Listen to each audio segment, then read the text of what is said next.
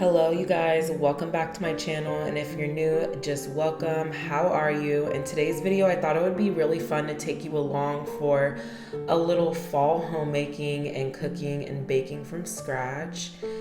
I just really obviously enjoy a lot of time in the kitchen. Yes, my cat just tried to attack me. He is a very playful cat, and he actually attacked me throughout this whole video. He's still a kitten, so he's super playful. I'm putting on the apron, and I always have something playing in the background just for funsies. I love to listen to podcasts, watch YouTube videos. I'm also recording in my new place. Obviously, as you can tell, if you're new, I just moved to this vintage home, and it might be a little echoey, so I hope the sound is okay for you guys. If not, I'm gonna have to work something else out, but let me know what you think down below. So we're doing pretty simple cooking today. I wanted to do something warm and something my husband actually requested. He wanted me to make a shrimp boil, and I didn't really do any kind of recipe. I just went with what my grandparents used to do, my grandma. And she used to do like a lot of Southern cooking, and so I thought I would just pull one of her older recipes out and give it a try. I'm cutting up some onion. I always start with meal prep. Always. It just makes the cooking flow so much easier and faster and smooth. So I do all my chopping and kind of like my cleaning of vegetables and what have you, kind of all at one time. And just get that out the way, because I don't want to keep stopping to cut things and chop things and wash things, Just makes it a lot easier. I always buy peeled garlic because, let's just be real, it makes it so much easier to just have peeled garlic. I also like to buy minced garlic from time to time too. It just makes it so much easier than having to always peel your garlic every single time you want fresh garlic. I also keep mine in the freezer. A little tip, if you're gonna buy in bulk, this way it doesn't get moldy and gross, because I have had that happen many times and a lot of garlic has gone to waste. And I'm just mincing the garlic here and just getting it nice and minced up for our little boil. I always like to keep mine in the freezer. It just lasts so much longer and it's very easy to thaw. It only takes a few minutes. And now I'm just cutting open our sausage. I went with hot links because we like a little spice, and I think that's what my grandma used to use. So I just went with these Evergood, I believe the brand is. We always eat these, like when we want something fast. Sometimes I'll make homemade buns for them or store-bought, whatever we can do at the time. But these are like our go-to hot links, okay? Like, we love these. And I'm just cutting them up, no rhyme or reason, throwing them in the pots, letting those cook and get a little bit of a good saute. And we like them brown, pretty brown, and just get a little char on them. That way they are just, all the flavor comes out in the oil. And then I'm gonna throw the onions and the garlic in, really simple, give those a good saute, and just let it cook down for a little bit.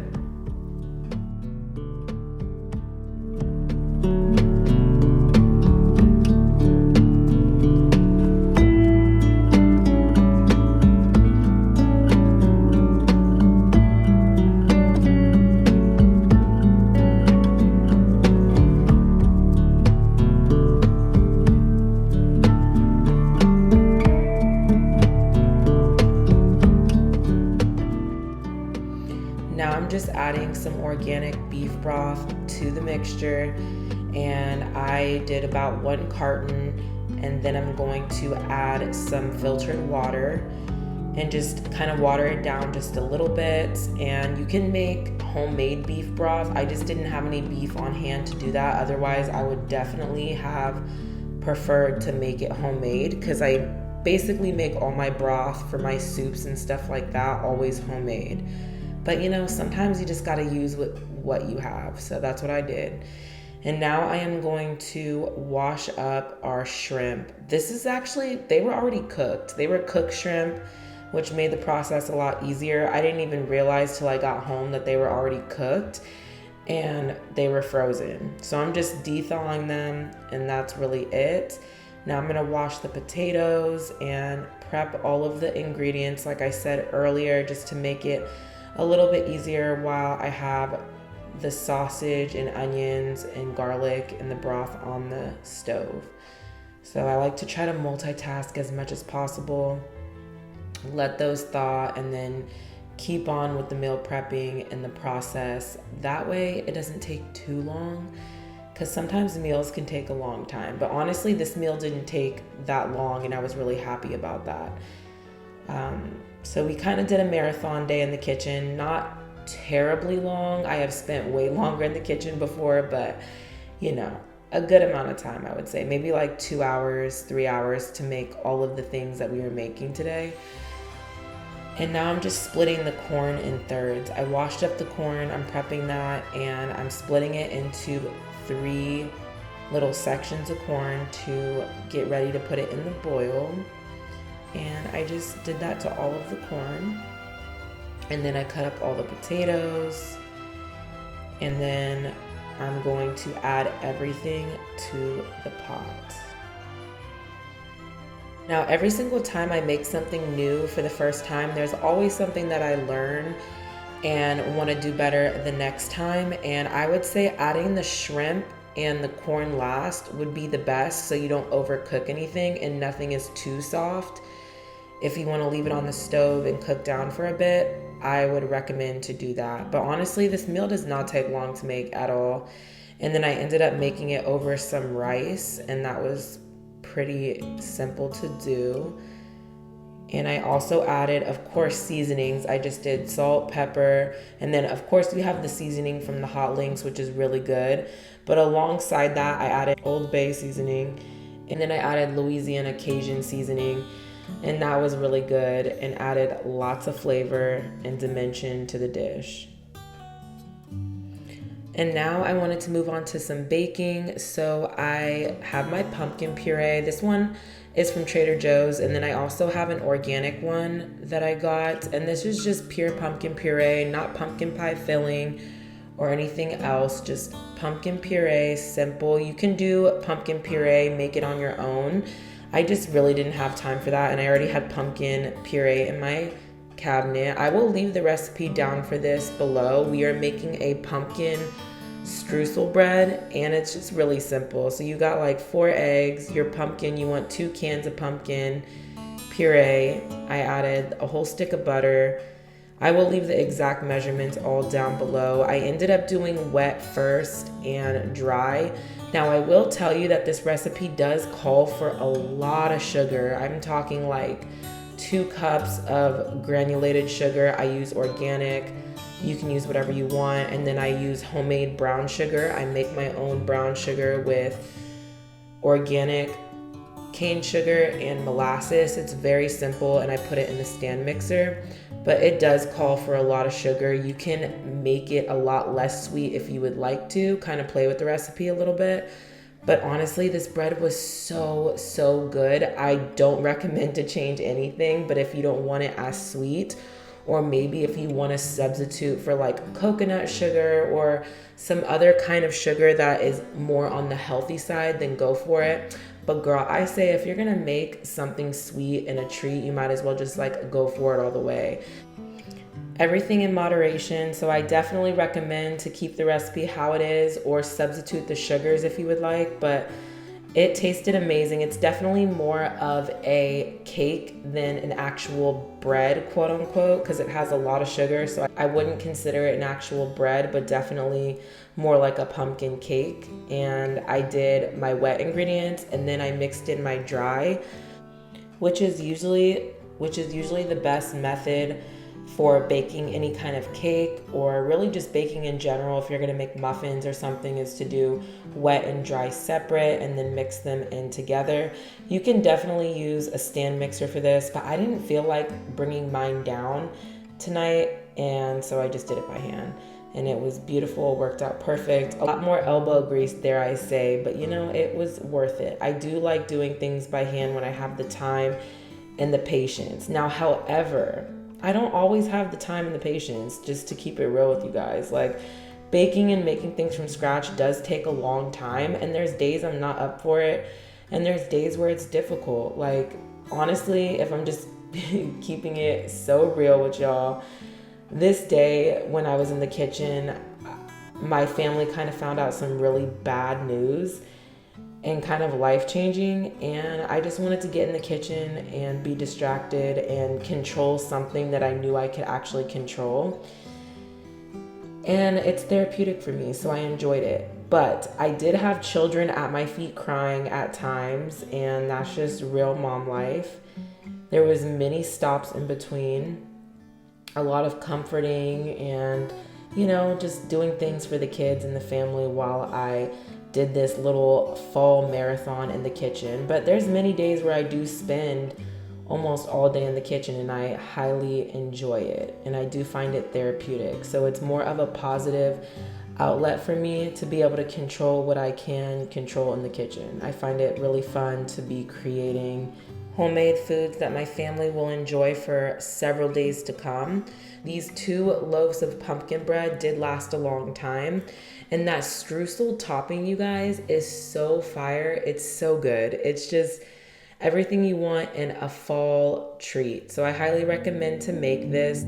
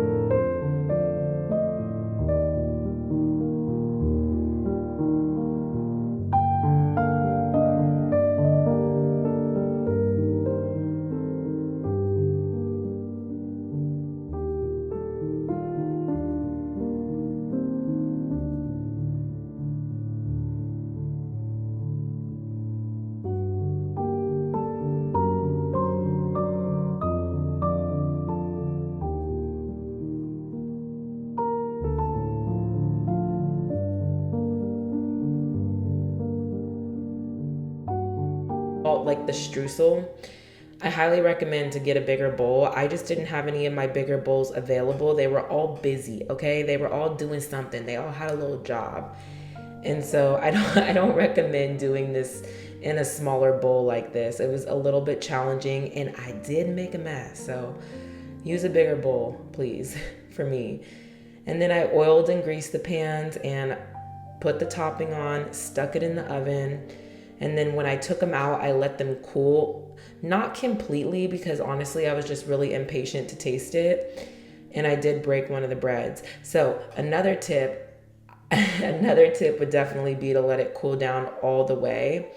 That is how I have always had a lot of success pulling the bread out all in one piece with no breakage, and for it to look perfect and beautiful. But I did break one of the loaves because I was just impatient. I wanted to taste it. The kids wanted to taste it.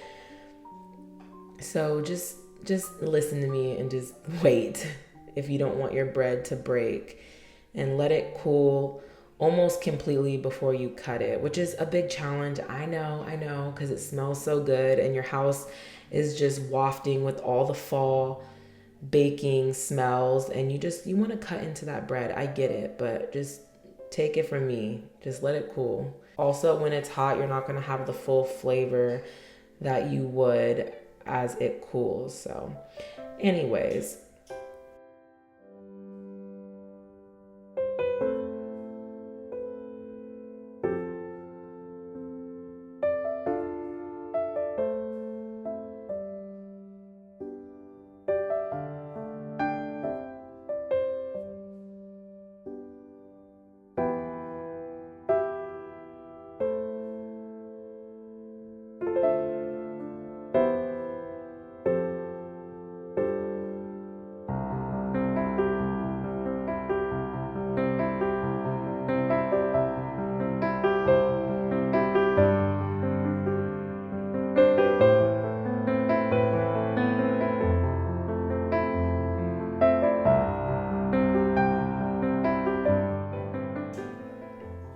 After this, we had some cuddle time because that is just real mama life. My babies needed me and there was tantrums, and so I just, took some time and rocked and went and read a book, came back when moods were a little bit calmer, and persuaded them to carve a pumpkin because they had been asking for it. So kind of for a mood shift, I was like, hey, you guys want to carve this pumpkin or open it up and get all the seeds out? And they were very, very happy about that. So that was a great activity. They enjoyed so much, and they have been asking to do it ever since. So we will be always doing this and roasting the pumpkin seeds. I clean them up, put them on a pan, put a little bit of salt on there, real sea salt, let them roast on maybe low, like 200, and they are delicious. We used to always roast pumpkin seeds every single year as a child, and it was just so much fun, and we enjoyed them as a good little snack, and my kids really liked them, and it was fun. So highly recommend to do that.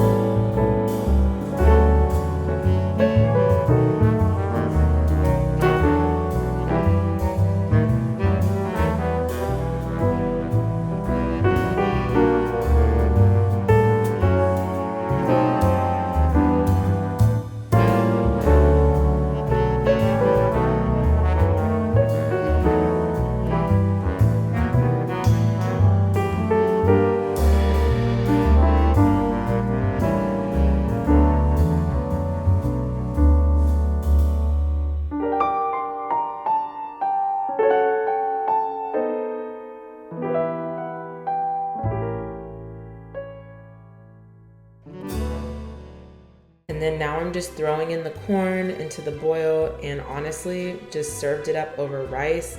It was so good, and I will be making this again for sure. And if you're wondering how I make the rice, it's pretty simple. I don't follow any direct measuring or methods. I do recommend to check out Gordon Ramsay, his rice recipe, his perfect rice recipe. It's easy to follow. That's how I learned how to make rice the proper way, and it turns out really well every single time. I rinse it, get the starch out, I season it, put it in water, more water than rice, and bring it up to a boil. Once it comes to a boil, bring it down to a simmer. You want to make sure you don't add too much water though, so definitely measure, because I have had that happen and it does get gummy. So don't do that. Make sure the water is right. And I do it in the Dutch oven, and then it's nice and fluffy and ready to serve. So we just had that over rice, and we cut the pumpkin bread, and it was still warm, but it was delicious. But again, I recommend to wait on cutting the bread until it's almost cooled if you want it a little bit warm.